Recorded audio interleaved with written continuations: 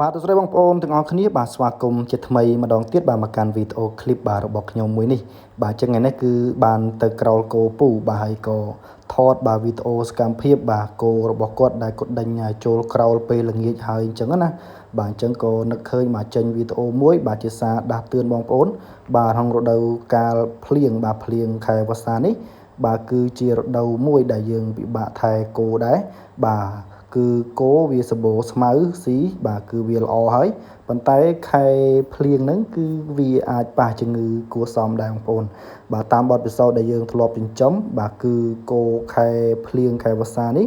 បាទគឺវាមានបញ្ហាទី1ទៅលើជំងឺកញ្ចក់ជើងគោណាបាទជំងឺអុតហ្នឹងបងប្អូនបាទហើយប្រភេទហ្នឹងក៏វាអាចធ្វើឲ្យវាឈឺកញ្ចក់ឈឺអីផងដែរបងប្អូនហើយបញ្ហាមួយទៀតគឺមូសបាទមូសច្រើនក៏វាងាយនឹងឆ្លងជំងឺដែរបាទដោយសារគោនៅក្រោលគេនៅក្បែរនឹងវាមានជំងឺហើយមូសវានឹងវាយកជំងឺមកតាមរយៈការខាំអញ្ចឹងណាបាទអញ្ចឹងក៏វាប៉ះពាល់ទៅលើគោយើងផងដែរបងប្អូនបាទអញ្ចឹងគោក្នុងក្រោលនេះបាទគឺមេសមួយបើកន្ទុយនេះបងប្អូនបាទវារាងស្គមនេះបាទពីព្រឹកមិញគឺពូដែលគាត់ជាម្ចាស់គោហ្នឹងគាត់បានបច្រកថ្នាំវាដែរបងប្អូនបាទដោយសារវាឈឺជើងមួយចំហៀងណាបាទឈឺជើងមួយចំហៀងបាទអញ្ចឹងពេលដែលខ្ញុំបានទៅលេងក៏ទៅយើងមើលទៅគោនេះវាដូចជាអត់ទាន់ជាបញ្ហាធ្ងន់ធ្ងរអីទេប៉ុន្តែវាអាចបុកគ្នាឬក៏វាជុលគ្នាអីចឹងណាបាទអញ្ចឹងវាអាចធ្វើឲ្យជើងក្រោយវាឈឺបាទអញ្ចឹងយើងបញ្ហាប៉ុណ្ណឹងវាមិនបញ្ហាទេបងប្អូនយើងអាចបញ្ច្រកថ្នាំបាត់ក្រិចបាត់ឈឺរបស់វាទៅគឺវាអាចនឹងដើរធម្មតាវិញហើយប៉ុន្តែបញ្ហាដែលយើងភ័យជាងគេបាទក្នុងរដូវនេះបាទបើសិនជាគោយើងវាហើបកញ្ចក់បាទវានៅកន្លែងក្រោលគោរបស់យើងវាពេចបាច់ណាបាទវាមានទឹកដក់ពេចបាច់ហ្នឹង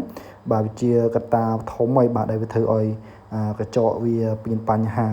បាទកណ្ដាលកញ្ចក់មានបញ្ហាបងប្អូនអើយបាទគឺសំណោះគោបាទព្រោះថាបញ្ហាហ្នឹងគឺវាអាចពិបាកបាទដោយសារគោយើងវាត្រូវការដើរស៊ីដើរអីតាមវាលតាមអីចឹងណាបាទអញ្ចឹងបើសិនមានបញ្ហាកញ្ចក់គោយើងវាដើរខ្ញើចចឹងបងប្អូនបាទហើយវាមិនសូវស៊ីចំណីទេបាទអញ្ចឹងវាអាចធ្វើឲ្យគោយើងស្គមដែរអញ្ចឹងណាបាទហើយបញ្ហាធំមួយទៀតដែលខ្ញុំនិយាយពីដំបូងអញ្ចឹងបាទគឺវាមូសហើយក្រលគោពូនេះគាត់អត់ទាន់បានដាក់រោងទេណាអត់ទាន់បានដាក់មុងបាទដាក់មុងប៉ុន្តែបើសិនយើងមានលទ្ធភាពគឺយើងដាក់មុងវាទៅបងប្អូនបាទព្រោះសារគោបាទបើសិនជាស៊ីប៉ុណ្ណាក៏ដោយបងប្អូនបាទបើសិនជាមានមូសមកខាំវាច្រើនហើយបាទវាធ្វើឲ្យវាស្គមតាមនឹងដែរហើយវាអត់ដេកអត់បានគ្រប់គ្រាន់ណាបាទដេកអត់បានឆ្អែតណាបាទអញ្ចឹងវាធ្វើឲ្យគោយើងស្គមបាទហើយបញ្ហាមួយទៀតដែរដែលខ្ញុំបញ្ជាក់ពីមុនដែរគឺនៅពេលដែលមូសវាខាំចុះឡើងឧទាហរណ៍ថាគោយើងឈឺតែមួយទេបើសិនជាមូសខាំឆ្លងចុះឆ្លងឡើងវាធ្វើឲ្យ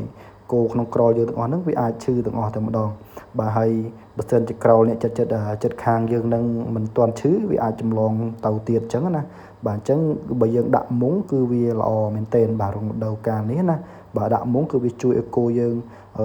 មិនសូវស្គមផងហើយវាដេកលក់បានឆ្អែតផងបាទអញ្ចឹងវាអាចនឹងឡើងសាច់លឿនបងប្អូនបាទហើយមួយទៀតគឺវាអាចការពារជំងឺផងដែរបាទអញ្ចឹងក្នុងវីដេអូនេះគឺខ្ញុំជាសារដាស់តឿនទេមិនមែនជាខ្ញុំនិយាយហ្នឹងគឺត្រូវអីទាំងអស់ទេបងប្អូនប៉ុន្តែគ្រាន់ថាយើងធ្លាប់ជួបបែបហ្នឹងណាបាទអញ្ចឹងយើងរំលឹកដល់បងប្អូនដែលចិញ្ចឹមគោដូចគ្នាបងប្អូនគួរតែប្រយ័ត្នក្នុងរដូវកាលនេះបាទហើយបើសិនជាអាចបាទបងប្អូនគួរតែចាក់វ៉ាក់សាំងការពារឲ្យហើយក៏ល្អដែរបាទព្រោះតាមខេត្តនីមួយៗគឺគេមានខាងក្រសួងខាងមន្ទីរកសិកម្មណាបាទគេអាចតាក់ទងចោះចាក់ជំងឺអុតបាទអុតទៅលើគោបាទតាមភូមិអីចឹងទៅបាទអញ្ចឹងវាអាស្រ័យលើខេត្តបងប្អូនទេបងប្អូនខ្លះគាត់អាចចាក់លឿនចាក់យឺតអីចឹងណាបាទប៉ុន្តែបើសិនជាយើងមានឱកាសបាទដែលគេចុះទៅហើយបងប្អូនគួរតែនាំយកគោយើងទៅចាក់ទៅបាទគឺវាល្អអញ្ចឹងណាបាទវាអាចការពារបានច្រើនបាទប៉ុន្តែបើយើងមិនបានចាក់ទេវាអាចបញ្ហាដែរបងប្អូនបាទបើសិនជាវាឈឺធ្ងន់ធ្ងរគឺវាអាចដល់បាត់បង់អាយុជីវិតគោយើងអញ្ចឹងណាបាទអញ្ចឹងវាពិបាកប៉ុន្តែបើសិនជាមានហើយបងប្អូនគួរតែចាក់ទៅណាបាទអញ្ចឹងគឺជារឿងល្អហើយបាទអញ្ចឹងវីដេអូនេះគឺมันមានអីច្រើនទេបាទគឺខ្ញុំគ្រាន់តែនិយាយជាសារដាស់តឿនដល់បងប្អូនក្នុងរដូវកាលភ្លៀងធ្លាក់នេះបាទមានតែប៉ុណ្្នឹងឯងហើយសង្ឃឹមទៅបងប្អូន អនុវត្តតាមដែលអ្វីខ្ញុំនិយាយហ្នឹងគឺកន្លែងណាល្អគឺបងប្អូនធ្វើទៅបាទកន្លែងណាមិនល្អគឺបងប្អូនចោលទៅចោះបាទគឺជាការចែករំលែកទេបាទមិនមែនជាបញ្ជាអីទេបងប្អូនបាទអញ្ចឹងវីដេអូនេះគឺសង្ខេបខ្លីមានតែប៉ុណ្ណឹងហើយក៏អរគុណដល់បងប្អូនទាំងអស់គ្នាដែលបានទស្សនាវីដេអូរបស់ខ្ញុំមួយនេះបាទជាចុងក្រោយបាទអរគុណច្រើនបាទសូមជម្រាបលាបាទតាមដានវីដេអូខ្ញុំក្រោយៗទៀតបើសិនជាបងប្អូនស្រឡាញ់វីដេអូបែបនេះបងប្អូនកុំភ្លេចចុច Subscribe Channel ខ្ញុំម្នាក់មួយផងដើម្បីទទួលបានវីដេអូថ្មីៗរបស់ខ្ញុំបន្តទៀតបាទជាចុងក្រោយអរគុណច្រើនបាទសូមជម្រាបលាបាទបាយបាយ